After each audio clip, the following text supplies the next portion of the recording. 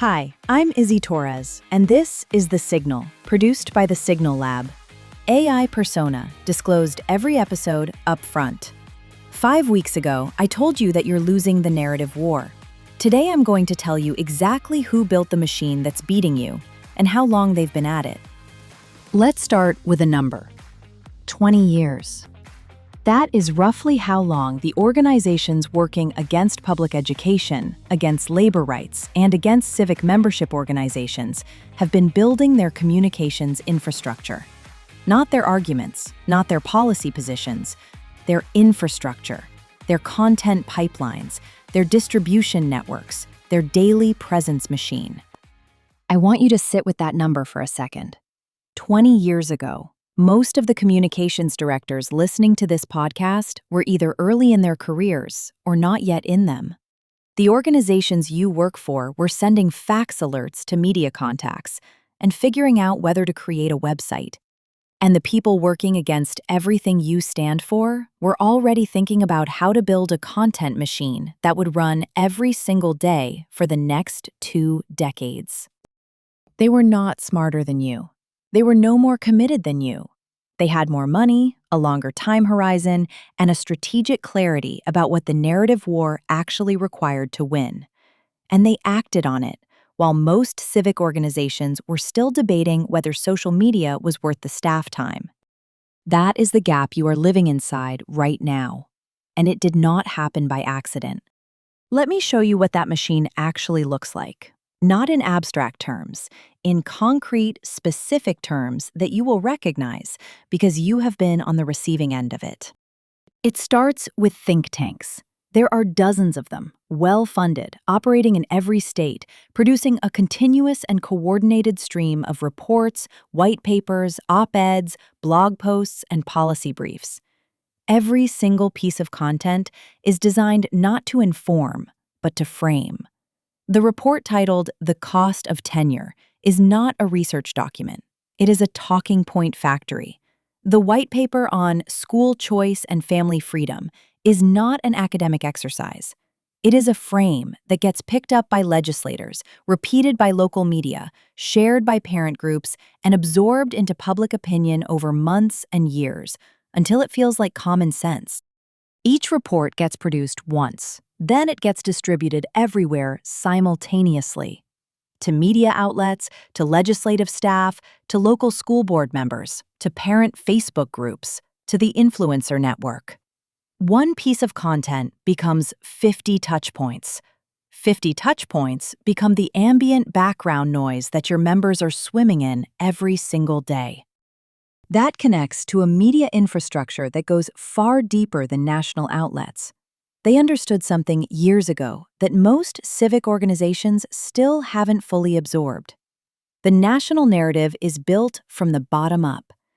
If you control what the reporter at the local ABC affiliate believes about teacher tenure, you control what parents in that market believe. If you control the narrative in the hyper-local Facebook group for the school district, you control the conversation before it ever reaches the State House. They built relationships with local reporters, community papers, neighborhood apps, and regional radio stations, not because those outlets are prestigious, but because that is where your members actually get their information.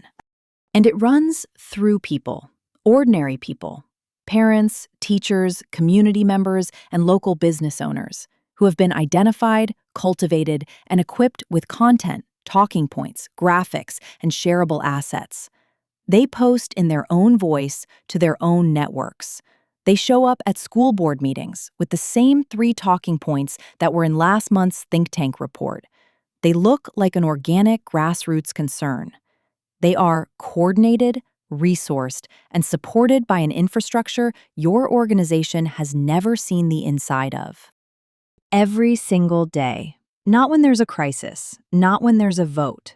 Every day, this machine produces content, pushes it through every channel, and builds the ambient frame that your members are living inside, whether they know it or not. Now, let me tell you what most civic organizations have been doing during those same 20 years. Annual reports that take 3 months to produce and get read by people who already agree with you. Legislative testimony that gets covered by nobody because the reporters who used to cover the State House were laid off in 2011. Member newsletters that go out monthly, if the communications director isn't buried, which she always is. Press releases are distributed to a media list that hasn't been updated since the Obama administration. Social media accounts that post when there's something to announce and go dark for 2 weeks when there isn't. And I want to be completely clear about something before I go any further. This is not a criticism of the people doing this work. The communications directors at state education associations and labor organizations and civic membership groups, they are among the most dedicated, hardest-working professionals I have ever encountered. They care deeply about their members. They understand the issues. They know the stakes.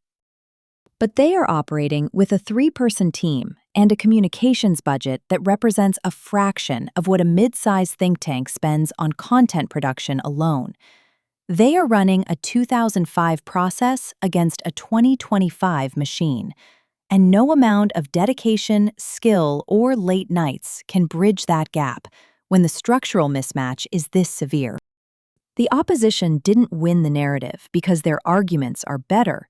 In most cases, the facts are on your side. They won because they understood 20 years ago that in the modern information environment, the side that shows up every day wins. The side that produces more content wins. The side that reaches people in more formats, through more voices, on more platforms wins. Truth is not self-distributing.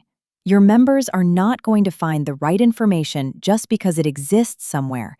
It has to reach them repeatedly, in formats they actually consume, from voices they actually trust. The opposition built a machine to do exactly that, and it has been running, compounding, and getting more sophisticated every single year. Here is what is different now, and this is the part I need you to actually hear. For 20 years, the infrastructure gap was real, and it was unbridgeable. Building the kind of content operation the opposition runs required tens of millions of dollars, large production teams, years of audience development, and a distribution network that took a decade to build. If you were a state education association with 3 communication staff and a budget that was already stretched, you were structurally outmatched, and there was no realistic path to closing that gap. The best you could do was respond well when things got bad enough. Artificial intelligence has changed that equation, not gradually, fundamentally, and in the last 2 years. The cost of producing verified audio and video content at scale has dropped by orders of magnitude. The time required has collapsed from days to hours. The personnel required have gone from a full production team to a single person with the right infrastructure behind them.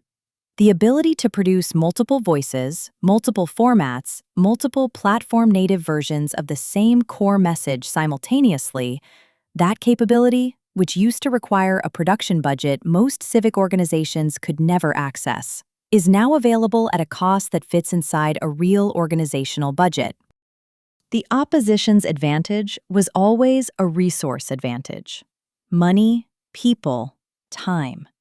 AI does not replace strategy. It does not replace judgment. It does not replace the deep organizational knowledge and member relationships that your communications team has built over the years. But it eliminates the production gap. For the first time, a state education association with 3 communications staff and the right infrastructure can produce content at a volume and speed that would have required a 20-person operation 5 years ago. The machine they built over 20 years ago is not unbeatable. It is matchable.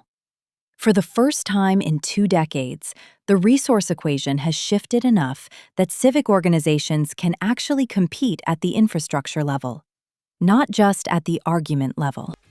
But only if you build it, only if you stop treating communications as a function and start treating it as an operation. Only if you decide that daily presence is not a nice to have, but a survival requirement. And only if you move now, because the opposition is not standing still while you figure this out. They built their machine while you were writing press releases. You can build yours now. The question is whether you will. Next week, what that infrastructure actually looks like inside a real organization. Not theory, the build. I'm Izzy Torres. This is The Signal. Find us wherever you get your podcasts and learn more at thesignallab.ai.